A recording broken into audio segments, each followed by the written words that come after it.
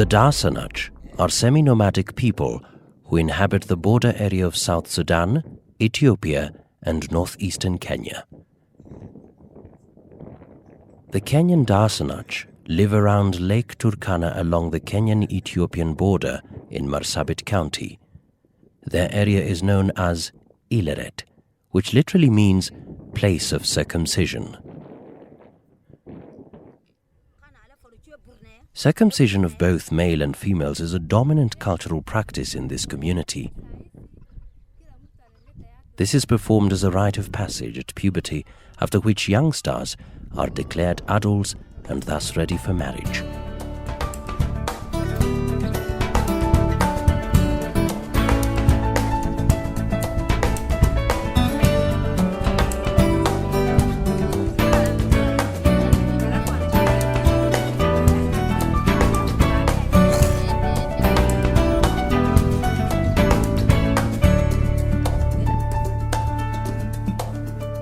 Leading a pastoralist life, this community prides in another violent practice of cattle rustling, which causes unnecessary conflict among neighboring communities.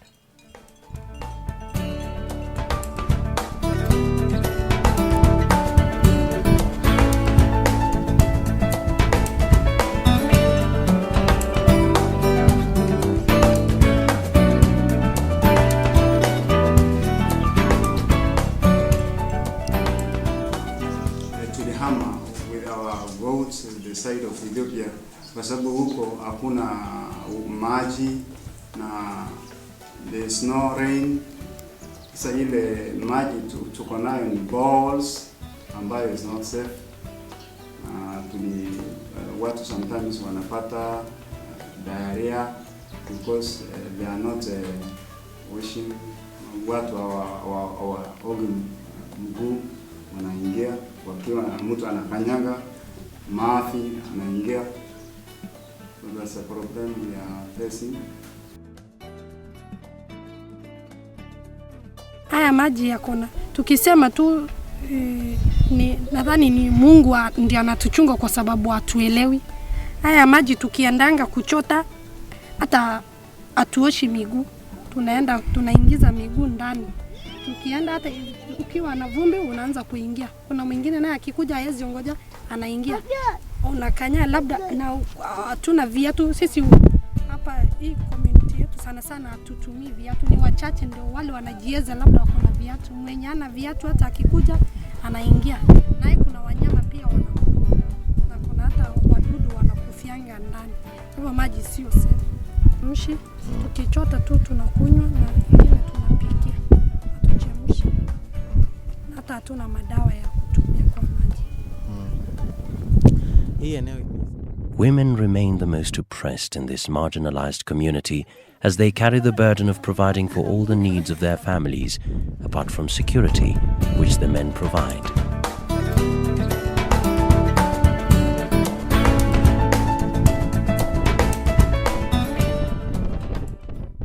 Women construct their makeshift shelters, manyatas, and also take care of all the food needs.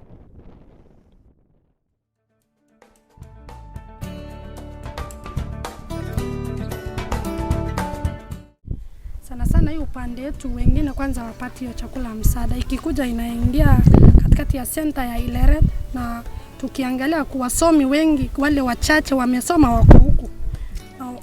Wanagawanyia wale wenye wanawajua hii sehemu kwa sababu hawana wasomi, wanabaki kabisa. Labda hata wanakosa saa zingine hawapati. Wanaenda lakini hawapati, wanarudi tu empty. Sisi ni wanawake ndio tunatafuta na kujenga. Sasa mwanaume hawezi karibia mambo kama hayo. Kwa upande wetu mabati tunanunua lakini tunanyoroshanga. Hatujengi vile watu wa Kenya wanajenga. Tunanyorosha, mara zingine zinatoboka. Alafu si rahisi, mvua inatunyesha kila wakati. Ngozi huo tunatandika ndio matress yetu. Tunatandikanga chini. Tunalalia. Msaada ambayo tunaomba labda tuwekee kitu kama maji ili tuanze kulima. Kwa hivyo hakuna namna yoyote. Tunatumia nguvu nyingi. Labda tunaweza chimba kwa siku 3. Hatuna msaada yenye ambayo inaweza kutusaidia ili tuchimbe visima haraka. Kwa tuko na shida nyingi sana hapa kwa hii community yetu ya Daasanach. Mila na desturi za Daasanach ndio inawafanya inawapatia nguvu ya wanaume kutofanya kazi. Kwa mfano, tukiendanga malishoni kupeleka mbuzi, kazi yao ni kusindikiza hizo mbuzi mpaka mahali yenye ambao tunafika, mahali fulani yenye walisema tutakaa huko kwa muda chache. Alafu wakifika hapo, wanawake kazi yao wanabeba watoto. Wakifika immediately, wakifika hapo wanaweka watoto chini ya miti. Kama maji iko mbali, wanaenda kuchota maji. Wakifikisha, wanaanza kujenga kibanda ambacho watoto wanalala, na wanaanza kazi ya upishi. Kabla hawajaanza upishi, wanaenda kutoanisha mbuzi na watoto wa mbuzi, wanatofautisha. Alafu wakitoka huko, lazima wapikie wazee chai, na wazee kazi yao ni kuenda kujipumzisha.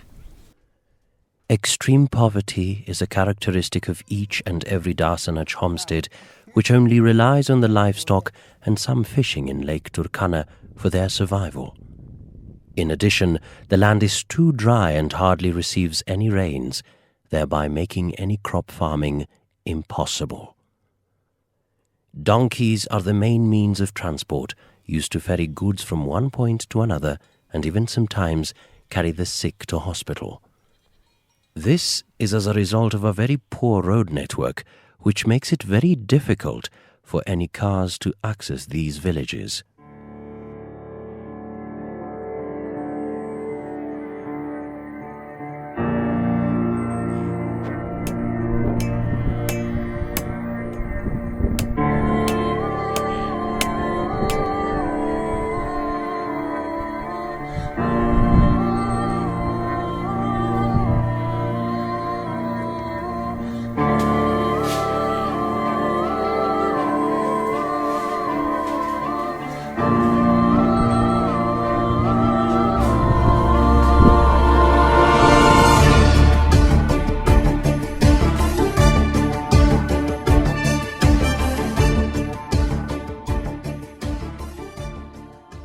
The readers were very enthusiastic to get the work done, and so the start was very smooth, apart from the frequent interruptions by the chirping noises of weaver birds which inhabited the trees next to the recording room.